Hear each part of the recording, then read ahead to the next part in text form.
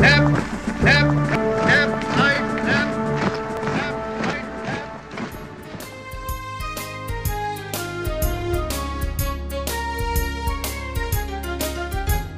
तू जिंदा है तू जिंदगी की जीत में यकीन कर, अगर कहीं है स्वर्ग तो उतार ला जमीन पर। तू जिंदा है तू जिंदगी की जीत में यकीन कर, अगर कहीं है स्वर्ग तो उतार ला जमीन पर। तू जिंदा है।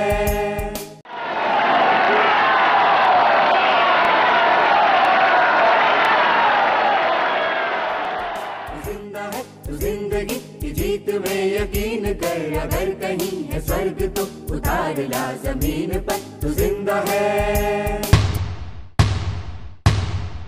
ये गम के और 4 दिन, सितम के और 4 दिन, ये दिन भी जाएंगे गुजर गुजर गए 1000 दिन। ये गम के और 4 दिन, सितम के और 4 दिन, ये दिन भी जाएंगे गुजर गुजर गए 1000 दिन। कभी तो होगी इस चमन पे भी बहार की नजर, अगर कहीं है स्वर्ग तो उतार ला जमीन पर। तू जिंदा है तू जिंदगी की जीत में यकीन कर, अगर कहीं है स्वर्ग। हम कैसे समाज में रहते हैं जहाँ पर इंसान को अपना ही जीवन जीने की आज़ादी नहीं है? Women being raped and children being killed, and how insensitive our society has become. People are not wrong. What is wrong is their religion. What is wrong is their social ideology. Now the point is, do we want to sustain institutions in which equality and liberty cannot be sustained? एक समय था जब गरीबी से लड़ने की जरूरत थी, अब वो समय आया है जब सांप्रदायिकता से लड़ने की जरूरत है। Struggle against communalism can be properly waged by young people like you if you constantly interact with people who are around you. People are having so much of myths regarding Muslim community. हमारे खेलों तक पे असर देखने को मिलता है। अपने निजी स्वार्थों के लिए, निजी लाभ के लिए वो पूरे शहर का, पूरे समाज का माहौल बिल्कुल खराब कर देता है। I refuse to believe that a majority of our media is spreading hate or prejudice. आपस में इस तरह की चीजें चलती रहे, समाज बटा रहे, उनको रोटियां सेकने का जो मौका मिलता रहे। Generally, the people who perpetuate these crimes, they get away without getting any punishment. Suppose such a carnage breaks out around you, what are you going to do? Don't forget Afghanistan, don't forget Taliban, don't forget that these are the consequences of great internal strife produced by the same factors at work in our part of the world. Don't forget that. Fascism in India will not come in the form in which it has come in Europe. Fascism in India will come in the form of communism. Even if not in the short run, I'm quite optimistic in the long run it will be defeated. It has to be defeated because it cannot survive. Because history has not been shaped like this. And history will come to the rescue of the future of a great nation like India.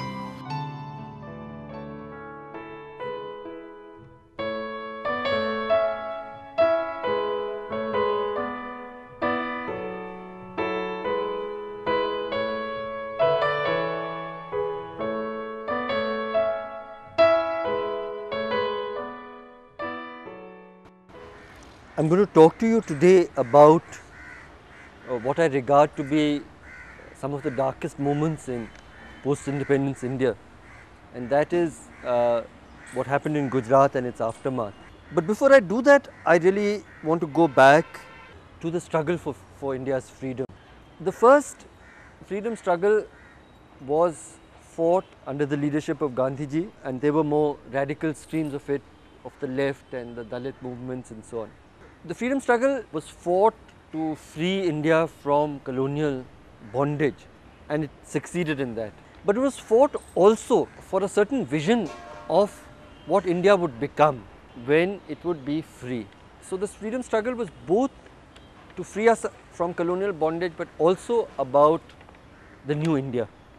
And the vision that the mainstream of the freedom struggle had was of an India in which every citizen, regardless of which faith they belong to, which caste, which community, which language, which gender, and tolerance is a word that we often use, but we are not just talking about tolerance. They wouldn't just be tolerated in that diversity, but would be valued and secured and celebrated.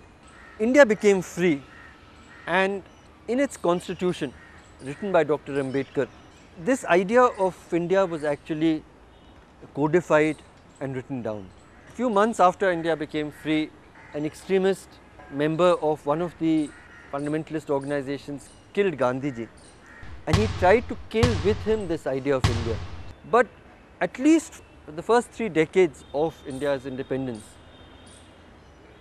I don't think there was any serious challenge to the idea of India. Our practice failed badly.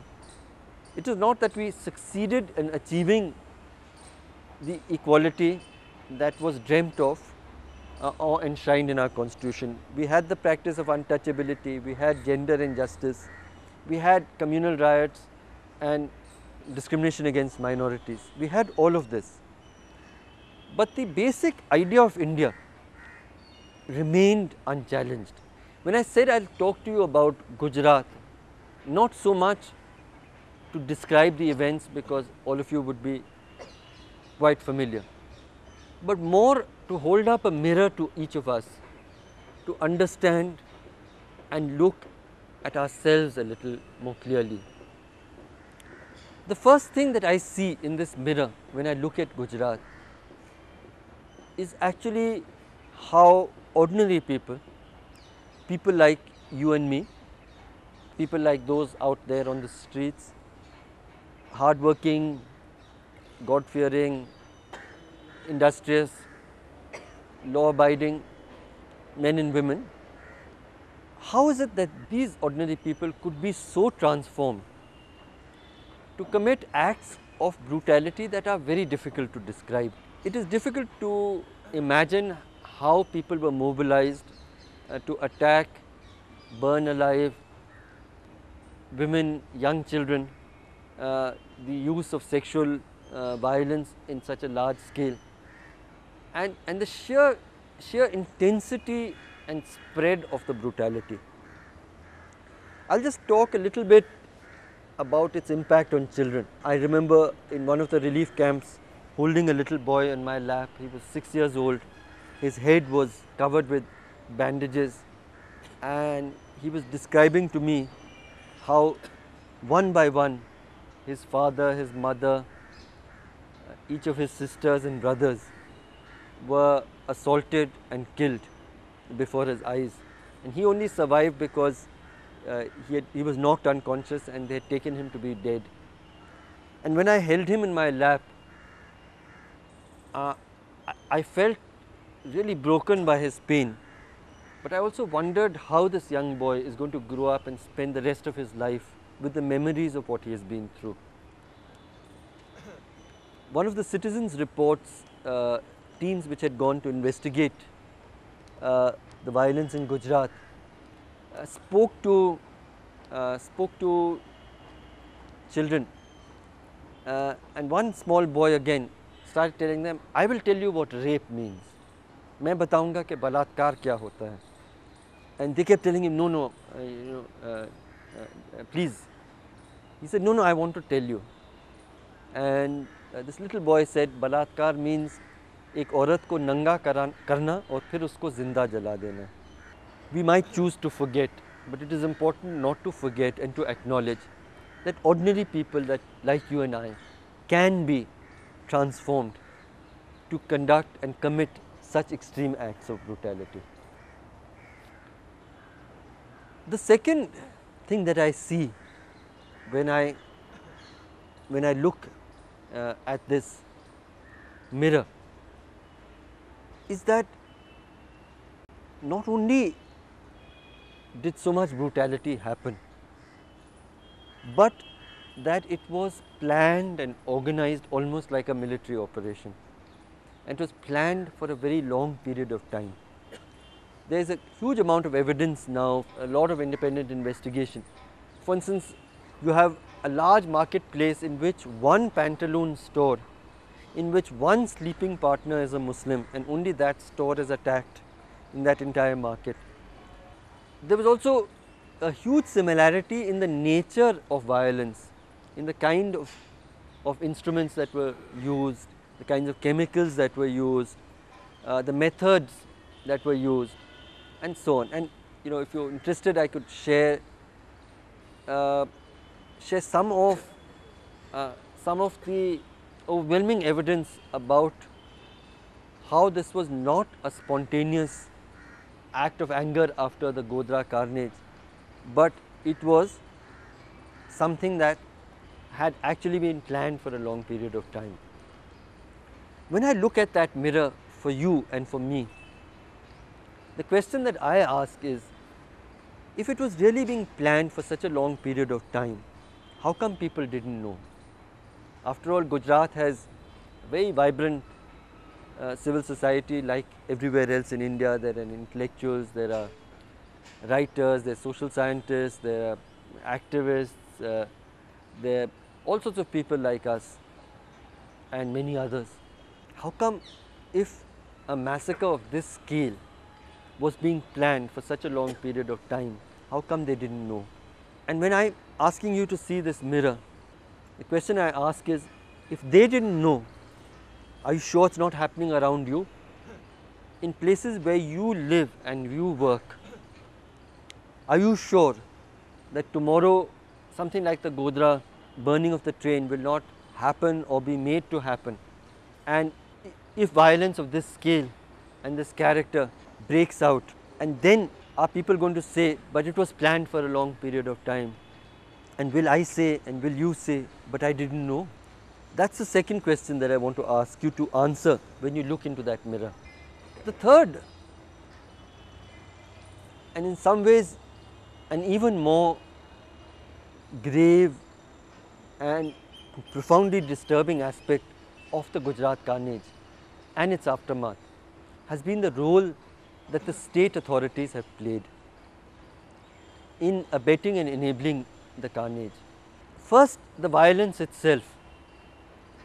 I have worked in the civil service for 20 years and been district magistrate of 6 districts. I've handled several riots in my working life, and there's one thing that I would like to say very strongly, and that is that no riot can go on for more than a few hours without the active complicity and consent of the state authorities. The law equips the local police and civil authority with so much power. They can call in the army, they can use any amount of force, and they have both the power and the duty and the capacity to control the largest violence, the 84 riots, the 89 riots. I have been in the midst of those and I have seen what is possible if there is a resolve. When you see this violence going unchecked day after day after day, and you recognize that it is possible only with the active consent of state authorities from the local to the highest level, it is a crime that is difficult to describe in its magnitude. If you and I go out onto the street and kill somebody, it's a very bad crime.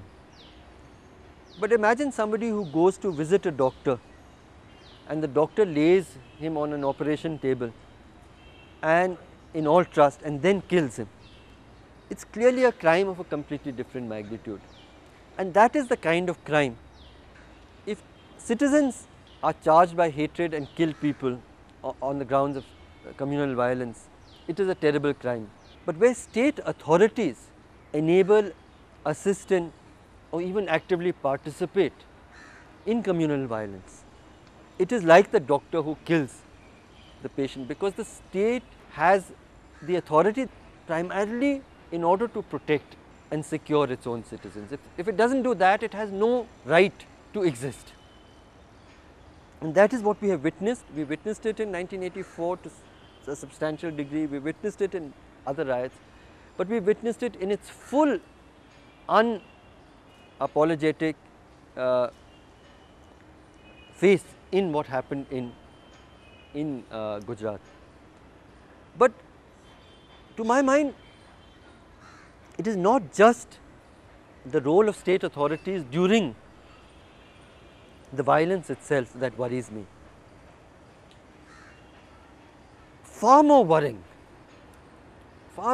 than this is the role that the state authorities have played in the year and a half that has passed since then. There has been a deliberate and planned subversion of justice by state authorities in Gujarat. It started immediately after the carnage, firstly on the issue of opening of relief camps. Every major riot or other kinds of disaster, the first thing that the state government always does is to establish relief camps, and in a riot situation also to set up the security, because people are terrified, they run away from their homes, there has been rape, there has been murder, and they are frightened for their lives, and they gather, and it is the state's duty to protect them and look after them and secure them and to give them basic facilities. And having been a civil servant myself, it is one of the most important things that you are trained for. You know what you are supposed to do.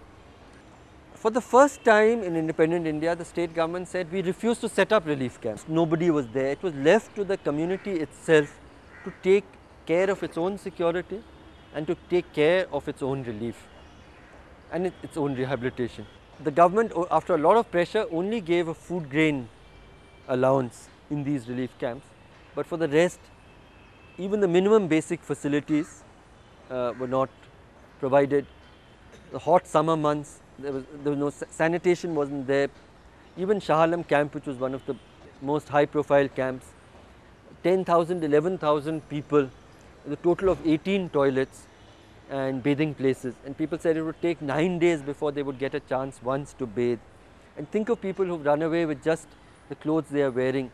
And somebody was telling us that, you think that even the underwear that you are wearing, once in 9 days you get a chance to have a bath, you wash out your underwear, you put it on and come out, somehow going on for the next 9 days. Think of women and their particular needs. Clean drinking water, none of that was ensured. The few toilets, full of dirt and so on. In this situation, people were kept. And then the summer months, 45 degrees temperature, 46 degrees temperature, not even a proper cover to heat. And then the rain started approaching. Finally, I remember we took a delegation to the Prime Minister. I was part of the delegation and senior officers were there, and I've never felt so ashamed of the state authorities when I saw how uncaring they were. I was saying, how are you letting people be in this situation? Prime Minister was sitting there, 90 minutes we spoke and nothing happened. And finally, there were just 3 weeks left after that before the rain, and I realized then that it was not by accident, it was a design that they wanted the camps to disperse. You contrast this situation with the situation in the Kashmir Valley, where tragically militancy has created a huge sense of insecurity in a segment of people. And you have the Kashmiri Pandits who have fled the valley. The government rightly there has set up relief camps with international standards in Jammu, in Delhi. It has run those camps for the last 14 years. It ensures basic facilities. It gives a monthly allowance to each of the residents, all of which is as it should be. But how can you treat one segment of your people in this way and another segment in the way that they have done in Gujarat? The Prime Minister, in his one interaction through all this period with the affected people, he went to the Shah Alam camp and he announced that 50,000 rupees would be given to every person whose house was destroyed. The state authorities took a long time actually to make that a reality, to issue orders. But when they did, they made one small change. They said up to 50,000 rupees. And up to 50,000 rupees meant, they've literally given people 50 rupees, 75 rupees, 500 rupees. Again, this is the first time where the state has debarred banks. There's not a single bank there which is giving loans to people, and we've cried ourselves hoarse and they're not willing to give it. So even the most basic things like relief and rehabilitation have been actively denied by the state. I mean, Mr. Advani says this is a routine collapse. It is very, very far from it. But take the cases themselves. We hear about Best Bakery and there is a lot of concern around Best Bakery. But Best Bakery is only one of more than 2,000 cases where exactly the same thing has happened so far. There were 4,000 odd cases that were registered after the carnage. More than 2,000 of them have already been closed. Only about 36 of them are acquittals, where the court has heard it and then said, let them go. Most of the closures are what are called summary closure. Summary closure is where after investigation, police authorities say that there is just not enough evidence to even go to the court. So you close the case even before the court hears it. That is the kind of closure that we have seen in more than half the cases in just 1.5 years. The kind of speed, I mean, we know our criminal justice system would take years and years and years. It's a little technical, but let me give you a sense of how we were able to get this closure of so many cases in this period of time. Firstly, at the stage of the FIR itself. The FIR is the most important document. Across Gujarat, they did something very interesting, where before people could go and file the FIR, the police would itself file the FIR. There can be only one FIR about an incident. The police would file the FIR. The police FIR would not name the people who had led the mobs. So when a victim would come and say, I would like to file an FIR, they would say, but there is already an FIR. Whereas the individual would say, this person, this person, this person. So the names would disappeared. People who led the violence walk around free and they intimidate and threaten and so on, and so the witnesses have to survive somehow and they get threatened or coerced into backing out, so they turn hostile. Now, in the few cases that are then presented to the courts, the government has to appoint a public prosecutor. The public prosecutor's duty is to fight the case on behalf of the state to say that this crime happened, and the defense is supposed to say no, it didn't happen. They appoint as public prosecutors office bearers of the Sangh Parivar, VHP member, Bajrang Dal member, RSS member, and so instead of being the prosecutor, they act like the defense and they allow the case to be handled so poorly that the case then quickly collapses. This is what they have done. This is not again any ordinary collapse of the criminal justice system. The worst I still have to relate, and that is with a law called POTA. POTA is a very draconian law, and with very little evidence. They have filed 240 cases of POTA in Gujarat after the carnage. After a carnage which admittedly only almost exclusively killed people of the Muslim community. 239 of the 240 cases of POTA have been registered against Muslims. One has been registered against a Sikh. Not a single one has been registered against anyone from the Hindu community across Gujarat. As I said, when I look at that mirror, I saw first how individuals can be mobilized and engage in so much brutality. I said I was really disturbed even more because of the fact that organizations could get together and plan this massacre openly over a long period of time, and no one seemed to know or anticipate or stop it.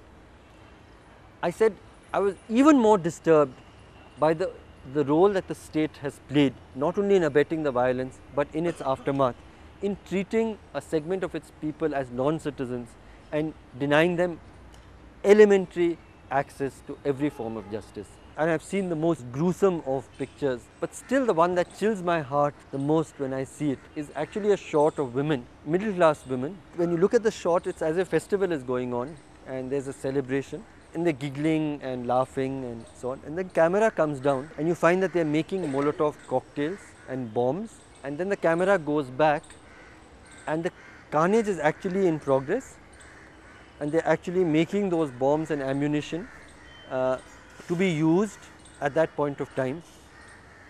You had shots of women driving into stores which are being looted and calling on the mobile phone and saying कि बाबा का size क्या है और ये ले जाएं या ये ले जाएं. I mean, it is,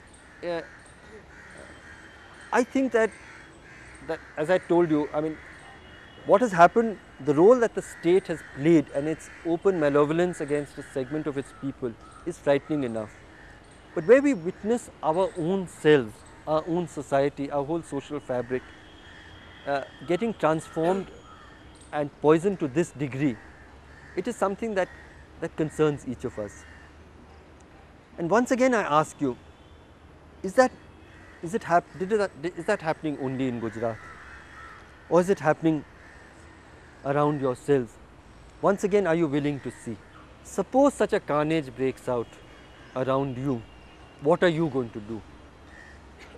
Where are you going to be? Are you going to join the conspiracies of silence? Are you going to say it does not concern me? Or are you going to go out there and stand up for people who are suffering that injustice? I think that's the question, most importantly, of all the questions that we need to ask when we look into the mirror of Gujarat. Many of us think, you know, in ordinary times that it is enough for a citizen to be good in themselves. But I don't think these are times that enable you to be passively good, or to be passively secular, or to be passively just, or to be passively compassionate. Because in the face of this scale and this mounting of oppression against a segment of our people, that passivity is actually participation in the injustice itself.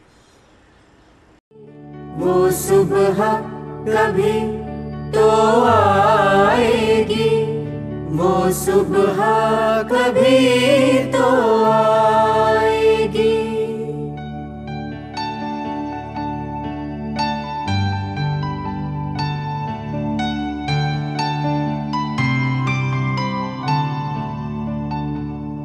इन काली सदियों के sir से जब रात का आंचल ढलकेगा,